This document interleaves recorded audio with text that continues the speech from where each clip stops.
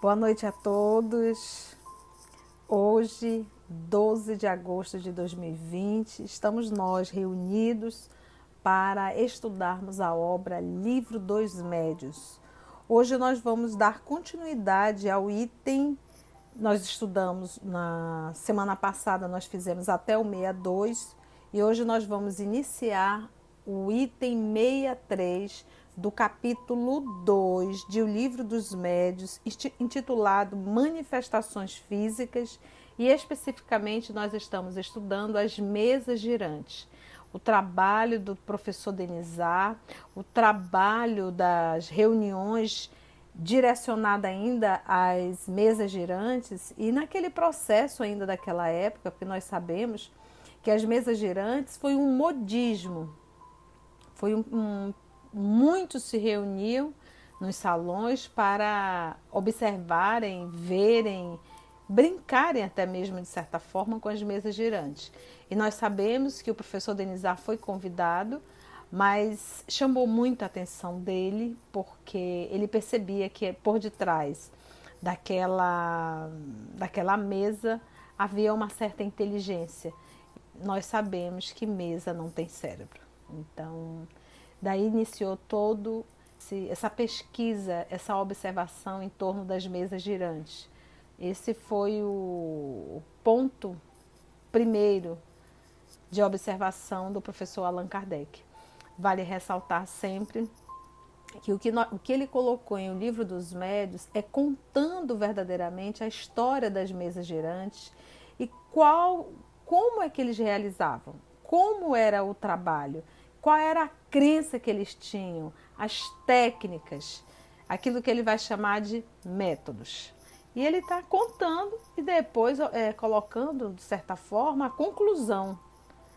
Todos os testes que foram feitos, todas as ideias que tinham em torno das mesas girantes, e depois o nosso professor coloca a conclusão. Então vamos dar continuidade ao item 63, mas é necessário, é indispensável nós fazermos uma prece, elevar o nosso pensamento ao nosso Senhor, pedindo a inspiração necessária para o trabalho que ora iniciamos.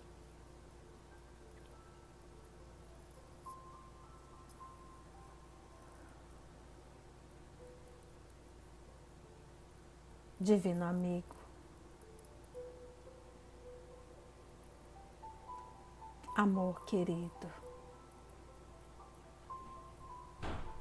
mestre amado,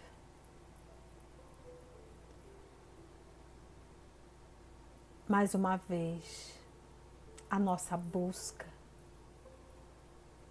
pelo aprendizado dessa doutrina espírita. Mais uma vez vamos mergulhar na obra básica, o Livro dos Médios. Sabemos, Senhor da vida, que a mediunidade faz parte do nosso processo de evolução. Essa aproximação consciente com o mundo espiritual é indispensável, até mesmo para identificarmos com a nossa própria condição espiritual. Nós te pedimos a permissão, porque é indispensável, Senhor, a tua inspiração, através dos nossos amigos espirituais, para que possamos, amor querido, compreender, interpretar, sentir e viver. Que jamais venhamos a fazer um estudo apenas com o desejo do conhecimento. Porque caso assim seja, estamos perdendo a melhor parte do estudo, que é a nossa transformação moral. Muito obrigada por essa oportunidade que o Senhor nos dá e que nós possamos receber a inspiração do mais alto. Graça te damos, Senhor. Então vamos lá. Vamos dar continuidade ao nosso estudo. Hoje, o 63. Então, anotou assim o professor Allan Kardec. Acrescentemos ainda que a forma da mesa, porque o que ele está retratando aqui, relatando? As técnicas, os métodos que eram utilizados, acreditando aquele grupo necessário para que houvesse o movimento das mesas. Então eles acreditavam que a posição da mão, intercalar homens e mulheres, eles ficavam com os dedinhos, cada um ligado com um dedinho do outro, dedinho miguinho, menorzinho, né? E assim eles acreditavam que era necessário todo esse movimento externo para que o fenômeno ocorresse. Então vamos dar continuidade. Acrescentemos ainda que a forma da mesa, a substância de que é feita, a presença de metais, da seda na roupa dos assistentes, os dias, as horas, a obscuridade ou a luz, etc., são tão indiferentes como a chuva ou o bom tempo. Apenas o volume da mesa deve ser levado em conta, mas somente no caso em que a força mediúnica seja insuficiente para vencer-lhe a resistência. No caso contrário, uma pessoa só, até uma criança, pode fazer que uma mesa de 100 quilos se levante, ao passo que, em condições menos favoráveis, 12 pessoas não conseguirão que uma mesinha de centro se mova. O que o nosso Kardec está retratando aqui? Ele, primeiro movimento, ele diz que não necessita absolutamente de nada externo. É indispensável, sim, a presença do médium. Agora, o que eles levam em conta? O peso da mesa. Por quê? Porque ele já percebeu que existem médios que o peso da mesa se torna indiferente. Tamanha a doação de fluido desse médio para que os espíritos possam atuar. É a facilidade do médio de doar essa energia que vai animar aquela matéria. Porque os espíritos, eles não têm como animar de forma direta a matéria. Falta essa energia para eles. Eles encontram onde? No encarnado. Todos os encarnados possuem? Sim. Todos têm a capacidade de doar? Não. Daí ser chamado médium. E todos doam a mesma quantidade? Já se percebeu que não. Como o nosso professor Allan Kardec bem falou, às vezes crianças que têm essa facilidade, é médium, de efeitos físicos, e consegue doar para que os espíritos possam atuar, manipular e movimentar uma mesa, inclusive de 100 quilos. E às vezes, como ele diz, tem um grupo de 12 e não consegue levantar uma mesinha pequenininha de centro. Então, eu posso até fazer um gancho em relação ao nosso trabalho mediúnico. Já é tempo, já é hora de nós espíritas compreendermos que para o trabalho mediúnico é dispensável todo e qualquer ato externo. Tem que ser a toalha branca, temos que estar vestidos de branco, temos que ter uma luz vermelha, porque temos que ter uma musiquinha, porque tem que ser sentado assim, assim, assim. Gente, isso não condiz para quem verdadeiramente estuda o Espiritismo. O que nós sabemos, como o nosso Kardec aqui já colocou, é indispensável o recolhimento, a paciência, inclusive, para aguardar o fenômeno. Mas falando do nosso trabalho mediúnico, é indispensável, sim, o recolhimento, é indispensável a união do grupo, a seriedade para com o trabalho. O que é a seriedade? A seriedade para com o trabalho é você se preparar dignamente para realizar esse trabalho. E preparar-se dignamente não é se preparar-se no dia da atividade, é se preparar-se todos os dias para essa atividade. E preparar-se, o que nós estamos querendo falar? Conduta moral. Continuando o texto. Estando as coisas assim preparadas, quando o efeito começa a produzir-se, é muito frequente ouvir-se um pequeno estalido na mesa. Sente-se uma espécie de estremecimento, que é o prelúdio do movimento, é o início do movimento. Então, ele fala que há um estalado, né? Como ele coloca aqui, um estalido na mesa, e sente uma espécie de estremecimento nesta mesa. Tem-se a impressão de que ela se esforça por desgarrar-se do chão. Depois, O movimento de rotação se acentua e acelera a ponto de adquirir tal rapidez, ela começa a rodar, gente, rodopiar, que os assistentes se veem na maior dificuldade para acompanhá-lo. Desencadeado o movimento, os assistentes podem até afastar-se da mesa, pois ela continuará a mover-se em todos os sentidos sem qualquer contato. De outras vezes, a mesa se ergue e se firma, ora num pé, ora noutro, para em seguida retomar suavemente a sua posição natural. De outras, ainda, ela passa a oscilar imitando o balanço de um navio. Finalmente, mas para isto é indispensável força mediúnica considerável. Há ocasiões em que a mesa se destaca completamente do solo e se mantém equilibrada no espaço, sem nenhum ponto de apoio, chegando mesmo algumas vezes a elevar-se até o forro da casa, de modo que é possível passar-se por baixo dela. Depois desce lentamente, balançando-se no ar como faria uma folha de papel. Ou então cai violentamente e se quebra, o que prova de modo evidente que ninguém foi joguete de uma ilusão de ótica. Olha só que interessante, olha a técnica que a espiritualidade utiliza para chamar a atenção de toda uma sociedade. E você observa novamente que Kardec coloca uma observação. Isso tudo depende da força mediúnica, ou seja, a facilidade de um determinado médium doar essa energia para que os espíritos possam utilizar, porque uns conseguem doar em abundância e outros não. Então, não é só um médium de efeito físico, beleza? É médium de efeito físico. Mas qual a intensidade, qual a força dessa capacidade mediúnica de efeitos físicos? E, gente, é sempre bom lembrar. Capacidade mediúnica, a mediunidade não está vinculada à conduta moral. Nós podemos ter médiuns que têm uma excelente faculdade mediúnica, mas não é um homem moralizado, porque a faculdade mediúnica é neutra. Quem dá a qualidade moral é o médium. Tá? Então a gente tem sempre que estar lembrando disso.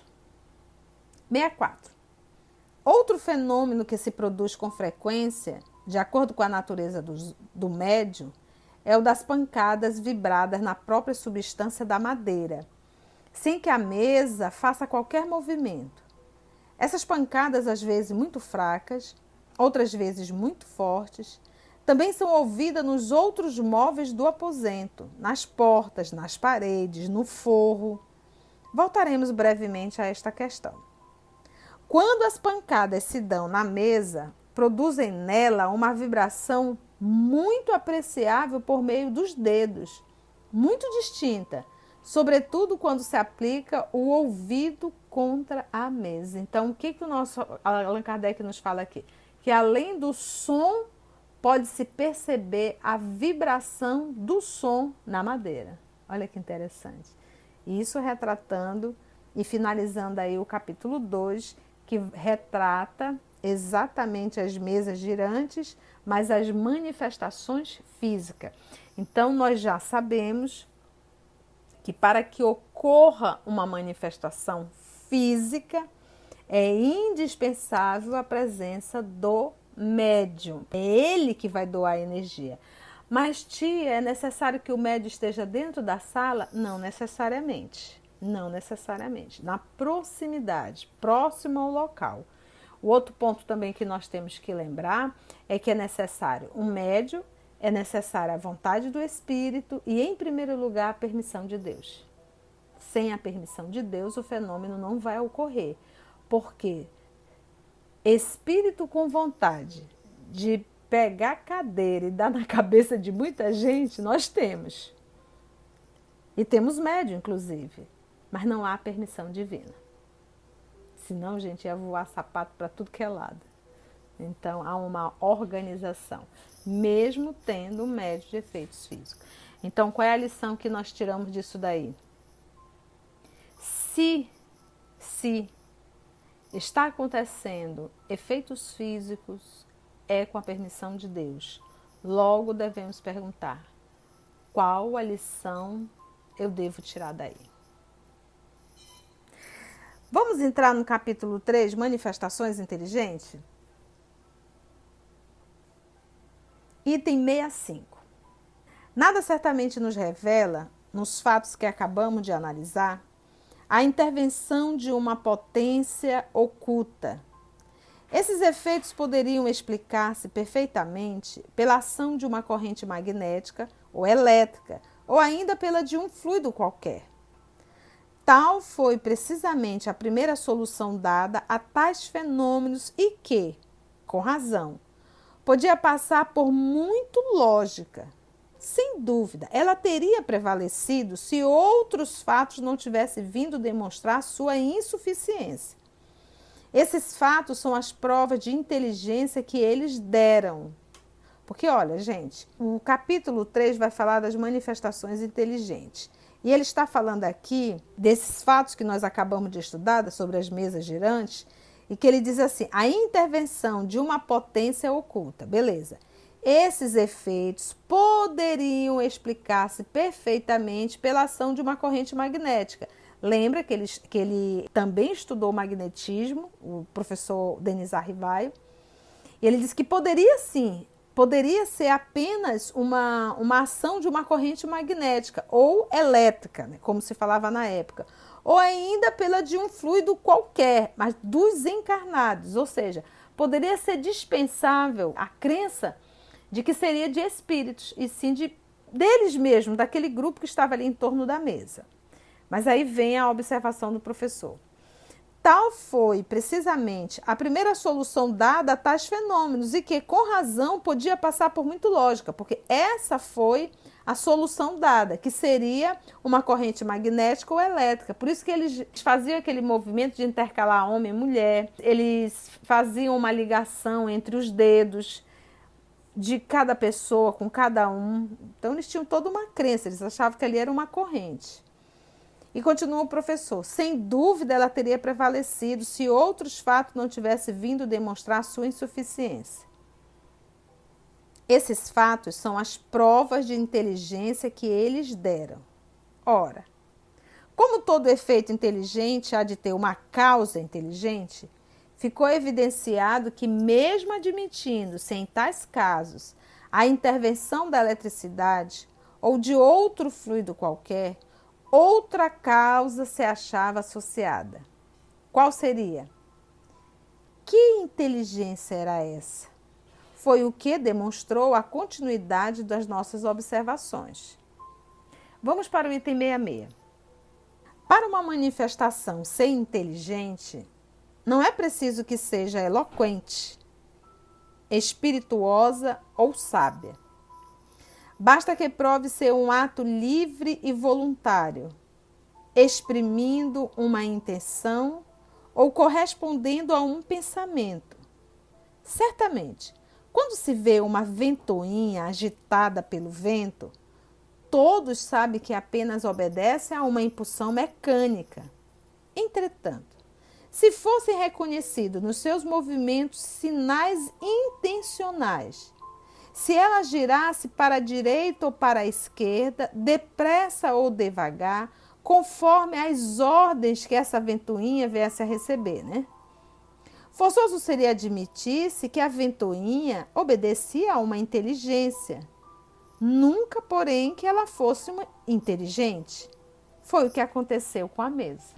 Porque o que acontece? Se fosse só uma força mecânica, ou se fosse apenas uma força do magnetismo, ela faria um movimento comum, um movimento só. Mas não de certa forma, a mesa viria a responder. Ele fez essa comparação e é extremamente lógica. Vamos para o item 67, que ele vai aprofundar mais ainda.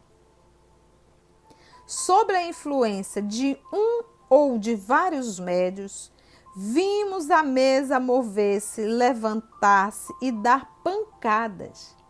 O primeiro efeito inteligente observado foi a obediência desses movimentos a uma ordem dada.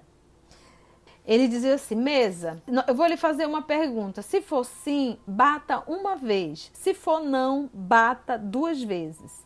E a mesa respondia. Se aguardava a pergunta, fazia-se a pergunta e ela respondia.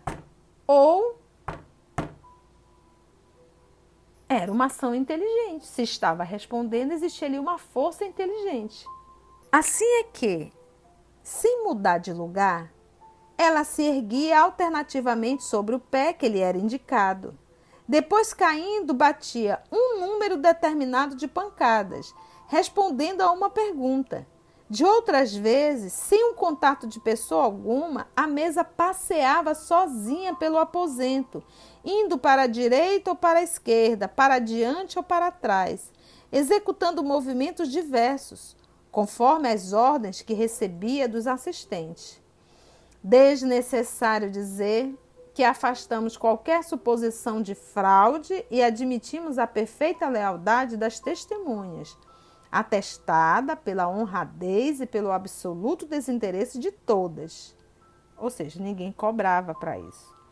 Mais tarde falaremos das trapaças, contra as quais manda a prudência que estejamos precavidos. Item 68. Por meio de pancadas, e principalmente por meio dos estalidos, de que há pouco tratamos, produzidos na parte interna da madeira, obtêm-se efeitos ainda mais inteligentes, tais como a imitação dos rufos do tambor, da fuzilaria de descarga por fila ou por pelotão, de uma canhonada, depois a do ranger da serra, dos golpes de martelo, do ritmo de diferentes áreas e etc. Era, como bem se compreende, um vasto campo a ser explorado.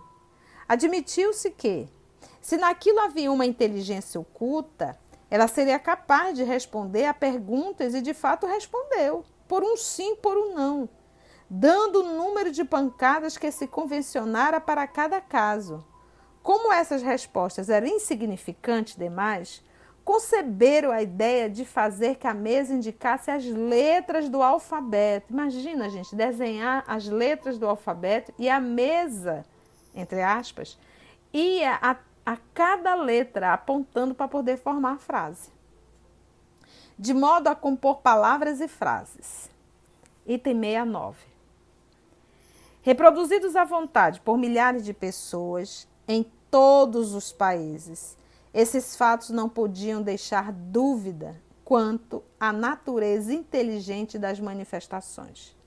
Foi então que surgiu um novo sistema, segundo o qual essa inteligência seria a do médio, do interrogador ou mesmo dos assistentes. Então, o primeiro sistema era qual? Que seria o magnetismo das pessoas que estavam ali presentes, uma energia elétrica das próprias pessoas. Aí levantaram o ponto da inteligência.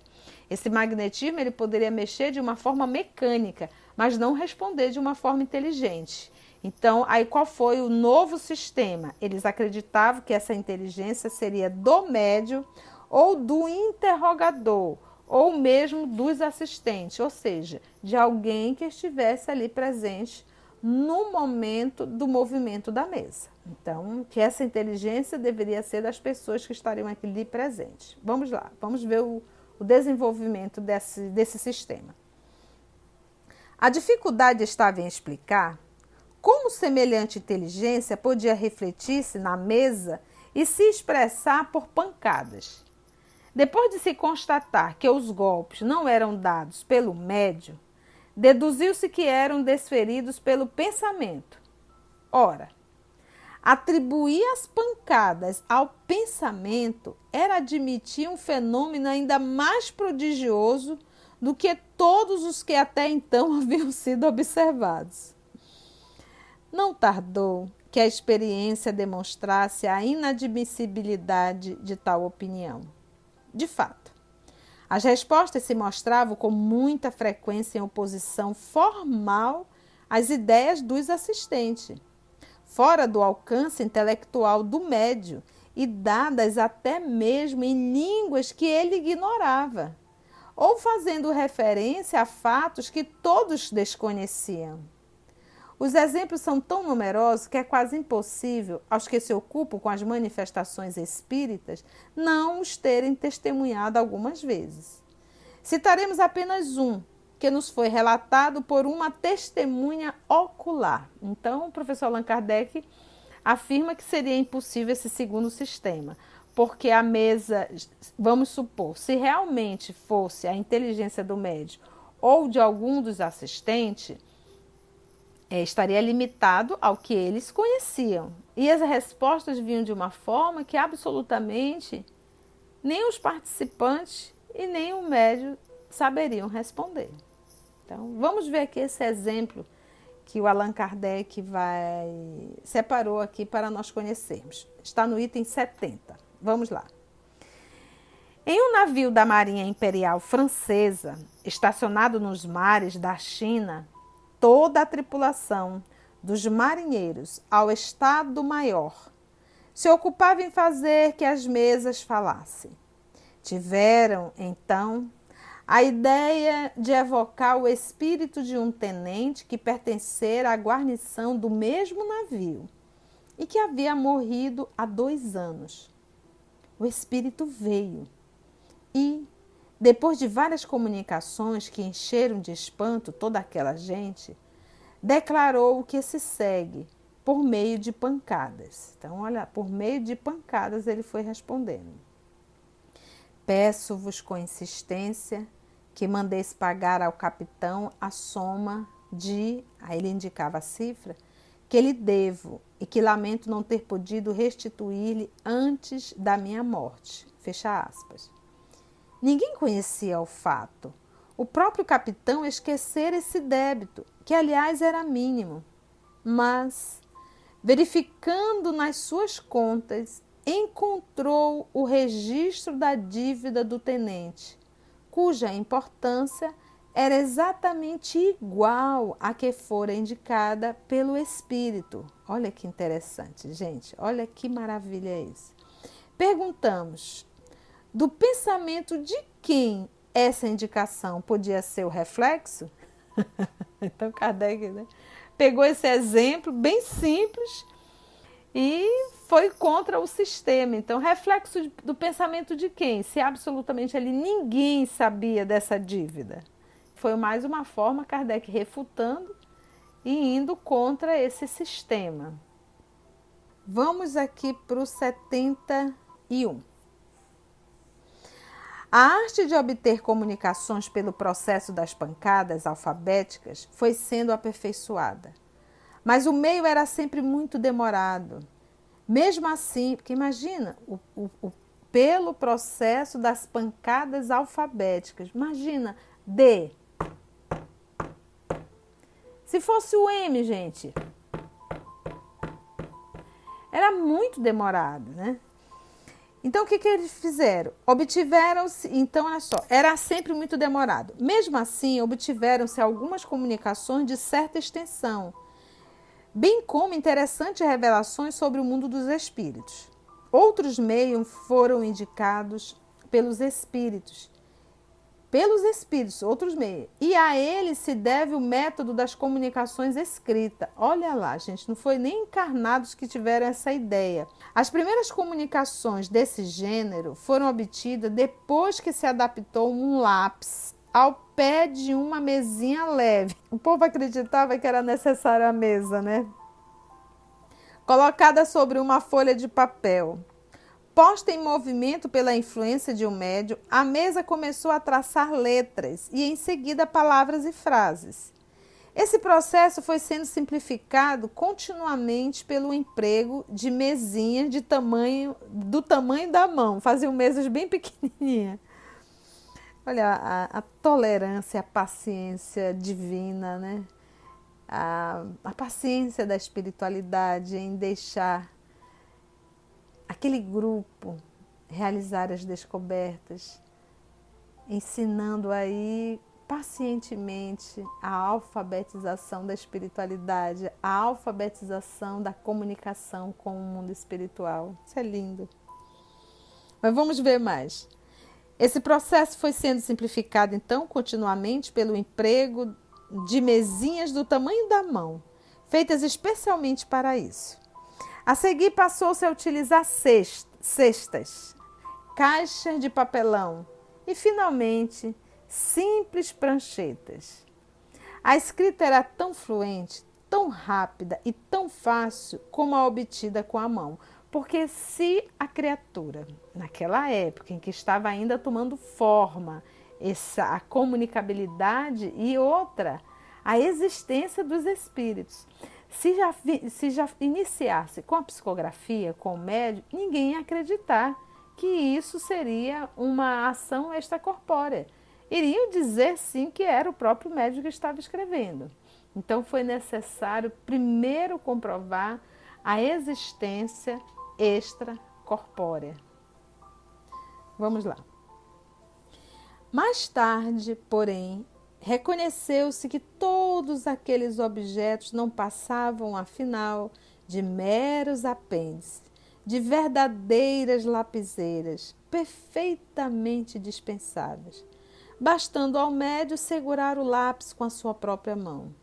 Tomada de um movimento involuntário, a mão escrevia sob o impulso que o espírito lhe transmitia, sem um concurso da vontade nem do pensamento do médium. Então, ou seja, nesta situação aqui, seria um médium mecânico. Nós vamos estudar isso mais para frente, tá? A partir de então, as comunicações de além-túmulo se tornaram ilimitadas, tal como a correspondência habitual entre os vivos. Mais tarde voltaremos a tratar destes diferentes meios, a fim de explicá-los minuciosamente.